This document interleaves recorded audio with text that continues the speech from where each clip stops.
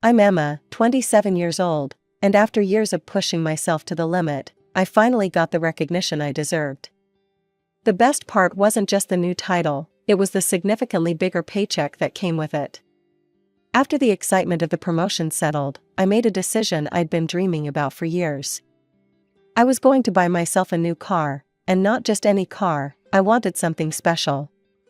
I spent weeks researching different models, comparing features, and crunching numbers to make sure I could afford the payments. Finally, last Thursday, I walked into the Mercedes dealership. My heart was racing as I looked at all the gleaming new models. The salesman, Mike, was actually pretty helpful and didn't talk down to me like some car salesmen do to women. The moment I sat behind the wheel, I knew this was it. The leather seats, the smooth handling, the quiet purr of the engine, everything felt perfect. 2 hours later, I was driving my dream car off the lot, still hardly believing it was mine. The first few days with my new car were pure joy. Every time I walked up to it in the parking lot at work, I couldn't help smiling. My colleagues were impressed, and honestly, I was proud. I'd earned this, every penny of it. Then came Saturday dinner at my parents' house. As I pulled into the driveway, my younger sister Sarah was the first one out the door. She's 20, still in college, and has always been the baby of the family. Her jaw dropped when she saw the car. She ran around the Mercedes, practically drooling over it. Mom and Dad came out next, and their reactions were less enthusiastic. Mom's eyes widened, and Dad's forehead creased in that way it always does when he's about to lecture me about something. We went inside for dinner, but Sarah couldn't stop talking about the car. "Emma, you have to let me drive it. Just once. My friends would absolutely die if they saw me in that car." "No, Sarah. It's brand new, and I'm not comfortable with anyone else driving it yet." "But I'm a good driver," she whined. "Mom, Dad, tell her she's being selfish." "Emma," Dad said in his disappointed voice, "your sister just wants to borrow it for a little while. Would it kill you to share?" I said no, I repeated, trying to keep my voice steady. "It's my car, and I get to decide who drives it." Sarah's face turned red, then practically green with anger. She shoved her chair back from the table with a screech and stormed out of the room. I could hear her stomping up the stairs and slamming her bedroom door. "I can't believe how selfish you're being," Mom said, shaking her head. "We raised you better than this." I looked down at my barely touched dinner, suddenly not hungry anymore. Without saying another word, I quickly finished what was on my plate, grabbed my keys, and headed for the door. Neither of my parents tried to stop me as I left. As I drove home that night, memories started flooding back. The familiar ache in my chest returned, the one I'd felt countless times growing up as Sarah's older sister. Nothing had changed. After all these years, I was still the bad guy for not giving Sarah exactly what she wanted. From day one, Sarah could do no wrong in our parents' eyes. If she wanted a toy, they'd buy it before she could even finish pointing at it. If she cried, the whole house went into crisis mode until she stopped. Meanwhile, I was always told to be more mature or set a good example. A particular memory hit me as I stopped at a red light. I was 16, dealing with the embarrassment of having to use Dad's old hand-me-down smartphone, the one with the cracked screen and battery that died every few hours. Sarah, at 9, had just gotten the latest iPhone because all her friends had one. "Mom," I'd said during dinner one night, "my phone barely works anymore. Could I maybe get a new one too?" Mom had exchanged looks with Dad before answering, "Emma, phones are expensive. If you want a new one, maybe you should think about getting a part-time job. You're old enough now." The very next week, I started working at the local grocery store after school. The manager, Mrs. Thompson, took pity on me and gave me as many hours as she legally could. I still remember the pride mixed with bitterness when I finally bought myself a decent phone 3 months later. Meanwhile, Sarah was showing off her second new phone of the year. Her first one had mysteriously disappeared during a pool party, and our parents immediately replaced it. The truth was, I didn't have a choice but to be independent. Every time I needed something, the answer was always the same: figure it out yourself. Meanwhile, Sarah grew up expecting everything to be handed to her on a silver platter. I pulled into my apartment complex's parking garage, carefully maneuvering my new car into my spot. The irony wasn't lost on me. Here I was at 27, finally able to buy myself nice things, and my family was still treating me like I was selfish for not sharing them with Sarah. 2 weeks passed relatively peacefully after the dinner incident. I was at home one Saturday afternoon, catching up on some work emails, when my doorbell rang. To my surprise, Sarah was standing there with an unusually sweet smile on her face. "Hey, sis," she chirped, bouncing on her toes. "I was in the neighborhood and thought I'd stop by. Could I maybe take a few pictures with your car? Just for Instagram? Pretty please?" I sighed and grabbed my car keys. "Fine. But just photos." What I thought would be a quick photo turned into a full-blown photo shoot. Sarah had me take pictures of her from every possible angle, leaning against the car, sitting on the hood, which nearly gave me a heart attack, and even posing in the driver's seat with the door open. Finally, after what felt like hours, she declared she had enough material. She was already typing on her phone before she even said goodbye, probably posting the photos right away. That evening, curiosity got the better of me, and I checked her Instagram. Sure enough, there was a whole series of professional-looking shots of her with my Mercedes. The comments section was buzzing. "Oh my god girl, is this yours?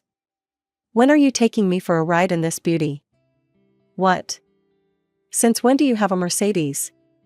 Sarah's responses were deliberately vague, everything in its time and "good things come to those who wait" and "you'll see soon enough." I rolled my eyes and closed the app. Classic Sarah, trying to make her friends think she had something she didn't. It was childish, but ultimately harmless. Or so I thought. A week later, I was packing for a business trip to Arizona. We had a major client presentation, and I was flying out with my assistant, Tom. I called Mom to let her know I'd be away for a few days, a habit I'd never quite broken. The first 2 days of the trip went well. We'd just finished our presentation and were heading back to the hotel when my phone rang. It was Mom again. I answered, expecting the usual check-in call. "Emma?" Her voice was tense. "There's been an accident." My heart stopped. "What happened? Is everyone okay?" "Sarah," Mom hesitated. "Sarah's fine, but your car, it didn't survive the crash." The words took a moment to register. "My car? What do you mean my car? How could Sarah crash my car?" There was another pause, longer this time. "Emma, that's not important right now. What's important is that Sarah needs your help. They're holding her for drunk driving." And apparently, she resisted arrest. I felt like I was in some kind of twisted nightmare. She stole my car, got drunk, crashed it, and then fought with the police? "Now, Emma," Mom jumped in, her voice taking on that familiar pleading tone, "don't be dramatic. She needs you to come home and help sort this out. She's scared and..." I hung up the phone. My hands were shaking so badly I could barely hold it. Messages started pouring in immediately, Mom, Dad, even some relatives, but I couldn't look at them. If I talked to any of them right now, I would say things that couldn't be taken back. I took a few deep breaths to steady myself before calling Tom, my assistant, who was in his hotel room working on the presentation follow-ups. I gave him a quick rundown of the essential details and the remaining tasks. Tom, bless him, didn't even hesitate. "I've got it covered. Go take care of your family situation." Next came the harder call to my boss, Richard. I explained everything, the car theft, the accident, the arrest. To my relief, he was understanding. "Family emergencies take priority," he said. "Tom's more than capable of handling things there. Book the next flight home and keep me posted." 3 hours later, I was on a plane back to town, my mind racing with worst-case scenarios. The flight felt endless, even though it was only a few hours.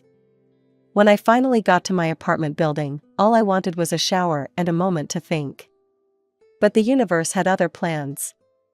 The moment I opened my apartment door, the smell hit me, stale beer and cigarettes. My stomach dropped as I flipped on the lights. The place was trashed. Empty bottles littered every surface, some tipped over on my cream carpet, leaving dark stains. Cigarette butts were scattered across my coffee table, burn marks dotting the wood. Half-eaten snacks and pizza boxes were strewn everywhere. Then it hit me, the spare key. Mom had insisted on keeping one for emergencies when I first moved in. Sarah must have taken it to throw a party while she had my car. I was still standing in the middle of my ruined living room when my phone buzzed. A text from Mom, "We know you're back. Come to the house now." Fury propelled me through the 15-minute drive to my parents' house. They were waiting on the porch, both looking like they'd aged years in the past day. But any sympathy I might have felt evaporated when they started in on me the moment I stepped out of my Uber. "How dare you hang up on us?" Mom shrieked. "We'd been trying to reach you for hours." I cut them off mid-rant. "Where is she?" They exchanged glances. Mom's voice dropped. "She's at the police station. They're holding her until someone posts bail." "I'm going there," I said flatly, pulling out my phone to call another taxi. "We're coming with you," Dad announced. It wasn't a request. The ride to the police station was tense. I sat in the front seat next to the driver, while my parents whispered furiously in the back. I tried to tune them out, but fragments of their conversation kept reaching me. "We need to talk to the dean. Her scholarship. Maybe if we explain it was just a mistake. She can't have this on her record." They were already plotting how to get Sarah out of this mess, how to protect her from the consequences of her actions. Just like they'd always done. Some things never change, I thought as we walked into the station. Sarah messes up, and everyone else is expected to fix it for her. The fluorescent lights of the police station made everything look harsh and unreal.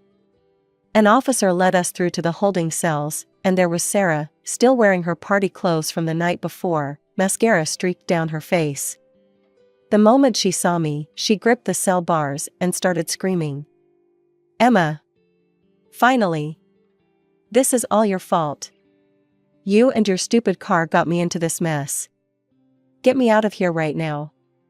I stood there, stunned by her audacity. A police officer approached us, Officer Martinez, according to his nameplate. He had the weary look of someone who'd seen this kind of family drama too many times before. "You must be Emma Thompson," he said, checking his notepad. "The actual Emma." "What do you mean, the actual Emma?" I asked, though I had a sinking feeling I knew exactly what he meant. Officer Martinez sighed. "Well, around 2 a.m. this morning, we received multiple calls about a Mercedes being driven erratically on Palmer Street. When our officers arrived, they found the car wrapped around a telephone pole. Your sister and 3 friends were there, all clearly intoxicated." He flipped a page in his notebook. "According to witnesses, they'd been racing down residential streets, music blasting, hanging out the windows. When we tried to arrest her, she claimed she was Emma Thompson and that it was her car. She became quite aggressive with the officers." I turned to her, my voice shaking with anger. "Why did you tell them you were me?" Sarah rolled her eyes and shrugged, like this was all some minor inconvenience. "Well, it was your car. You should be the one dealing with this mess." "Dealing with," I started, but Mom cut me off. "Emma, honey," she said in that tone that always meant I was about to be guilted into something. "What's important now is getting Sarah out of here. We need you to pay her bail." Officer Martinez cleared his throat. "There's also the matter of the damaged property and the medical bills," Dad jumped in. "The other girl, Katie, she's in the hospital. Her parents are threatening to sue." "They won't sue if we handle this quickly," Mom added urgently. "Emma, you need to pay for Katie's medical expenses. We can't let this go to court." The officer nodded grimly. "Yes, Miss Thompson. The Andersons, Katie's parents, have already filed a personal injury claim. Katie has a broken collarbone and a severe concussion. They're quite upset, understandably. So what's the total? I asked, feeling numb. Mom started counting on her fingers. Well, there's the bail, which is set at $5,000. Then the damage to the telephone pole, that's probably another few thousand. Katie's medical bills, and of course, we'll need a good lawyer. I looked at my family, Mom wringing her hands, Dad with his stern disapproving face, and Sarah sniffling in her cell, and something inside me finally snapped. No, I said, my voice surprisingly steady. I'm not paying anything. The silence that followed was deafening. Sarah's mouth dropped open in shock. What do you mean, no? Mom's voice rose to that shrill pitch that usually made me back down. Not anymore. You can't do this to me. Sarah grabbed the cell bars, her knuckles turning white. You can't leave me in here. Dad stepped forward, his face turning that dangerous shade of red I remembered from childhood. Emma, your sister needs your help. This is not up for discussion. You're right, it's not up for discussion, I said, standing straighter. Sarah stole my car. She broke into my apartment, took my car without permission, got drunk, and crashed it. She endangered her friends' lives. And then, to top it all off, she tried to frame me for everything by giving my name to the police. But it was your car, Sarah shrieked. You're responsible. Responsible? I cut her off, my voice rising. Let me tell you about responsibility, Sarah. I'm the registered owner of that car. The insurance is in my name. But guess what? You're not on my insurance policy. Do you have any idea what that means? Mom tried to interrupt, but I kept going. It means the insurance company won't pay a cent for the damage. Not for the car, not for the telephone pole, not for Katie's medical bills. And because you gave them my name, I might even have legal problems now. Emma, Dad's voice held a warning tone, you need to think about what's best for this family.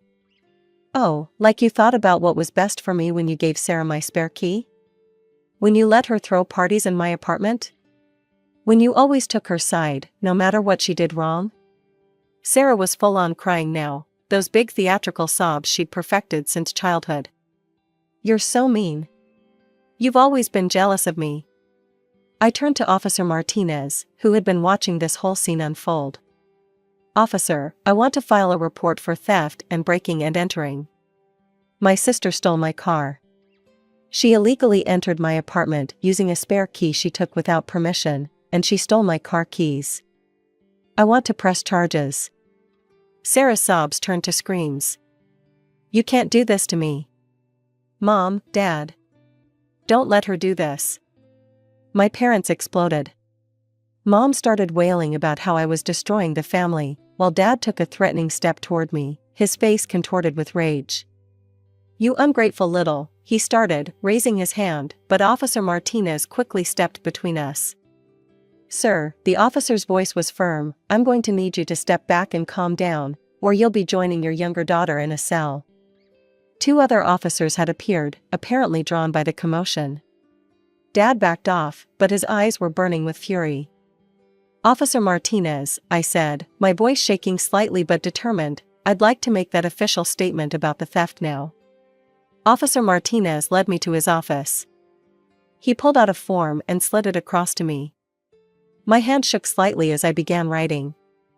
I detailed everything, how Sarah had accessed my apartment using a stolen spare key, how she'd taken my car keys without permission, how she'd driven drunk and crashed my car, injured her friend, and then tried to pin everything on me by giving my name to the police. When I finally left the police station, the parking lot was empty, my parents' car was gone. A mix of relief and something else, something heavier, settled in my chest. They'd left without even trying to talk to me again. Somehow, that said everything. I called an Uber, constantly checking over my shoulder during the ride home.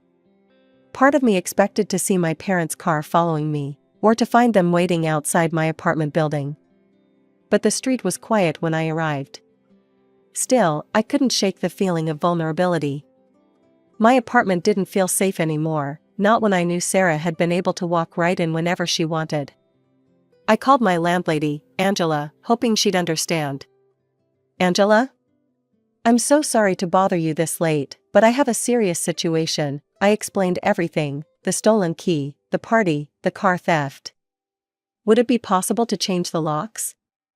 "I'll pay for everything, of course." "Oh honey, of course." Angela's voice was warm with concern. "I'll call Joe right now, he's our regular locksmith. He can be there within the hour." True to her word, Joe arrived quickly and changed all the locks. I watched him work, feeling some of my anxiety ease with each turn of his tools. When he finished, he handed me the only copies of the new keys. Next, I went down to talk to Marcus, our building's concierge. He'd always been friendly to me, and now his face darkened with concern as I explained the situation. "I need to make sure my parents and sister aren't allowed into the building," I said. "Under any circumstances." I barely slept that night, jumping at every sound outside my window. When my phone rang early the next morning, I was already awake. It was my insurance company. "Ms. Thompson," the agent's voice was professional, but cold. "I'm calling about the incident with your Mercedes. According to the police report, the driver was intoxicated and not listed on your policy." "That's right," I said. "My sister stole my car. I filed charges." Nevertheless, she continued, "Due to the circumstances, the DUI, the injury to a passenger, the property damage, I regret to inform you that we won't be able to cover any of the damages. Furthermore, this incident will affect your insurance rating going forward." I hung up and sat on my couch, anger building inside me all over again. Sarah hadn't just destroyed my car, she'd created a domino effect of problems that would follow me for years. My insurance rates would skyrocket if I could get coverage at all. There might be legal issues, because she'd used my identity. And now Katie's parents might sue, thinking I was somehow responsible, because it was my car. I knew I had to call Katie's parents. The Andersons had known me since high school. Katie and I had taken dance classes together, and I'd even babysat her a few times before college. They deserved to hear the truth from me directly. My hands trembled as I dialed Mrs. Anderson's number. She answered on the second ring. "Mrs. Anderson, I need to tell you everything that happened," I said, and then I did. I told her about Sarah stealing my car, about the party in my apartment where they'd all been drinking, including Katie, and about how Sarah had tried to pin everything on me. When I finished, I heard Mr. Anderson sigh heavily in the background. They had me on speaker. "Emma," he said, "we're not going to pursue any legal action against you. But we will be suing your sister. Katie's medical bills are substantial, and her recovery will take months." 2 days later, I heard through my aunt that my parents had borrowed money from various family members to bail Sarah out. Then I saw my mother's Facebook post. "A daughter's true colors show in times of crisis. When your own sister refuses to help you in your darkest hour, it breaks a mother's heart. Family should always come first." I couldn't let that stand. I wrote my own post, laying out the entire truth: the theft, the drunk driving, the identity fraud, everything. But instead of support, I got messages from relatives telling me I was cruel for exposing family business and abandoning my sister when she needed me. The calls started coming nonstop after that. First my parents, then Sarah, all demanding I help pay for a lawyer. When I blocked their numbers, they switched to messaging apps. When I blocked those, they started showing up at my apartment. Thank God for Marcus, my building's concierge. He turned them away every time, but I knew I couldn't live like this forever. I found a new apartment across town, in a secure building with good security. I didn't tell anyone the address, not even my aunt, who'd been the only family member somewhat sympathetic to my side. At work, I spoke with our head of security. "I hate to ask this," I said, "but my family members might try to show up here. They're not to be allowed in under any circumstances." Weeks passed. Through the family grapevine, I heard that my parents had borrowed even more money for Sarah's legal fees. The court case with the Andersons went exactly as expected. Sarah was ordered to pay substantial damages for Katie's medical bills and emotional distress. I also heard that Sarah had been expelled from college. Apparently, a DUI and assault on a police officer violated their student conduct code. Who would have thought? My mother posted another dramatic message online about how I'd destroyed my sister's future by not helping her. This time, I didn't bother responding. Let them think what they want. In the end, I lost my dream car. The insurance company wouldn't pay a cent, and my rates at other companies were now through the roof. I lost my family, though honestly, had I ever really had them? I lost my comfortable apartment and had to start over somewhere new. But as I sit here in my new place, enjoying the peace and quiet of a life free from family drama, I realize I gained something too. Freedom. Freedom from the guilt trips, from the constant demands, from the expectation that I would always be the one to fix everyone else's mistakes.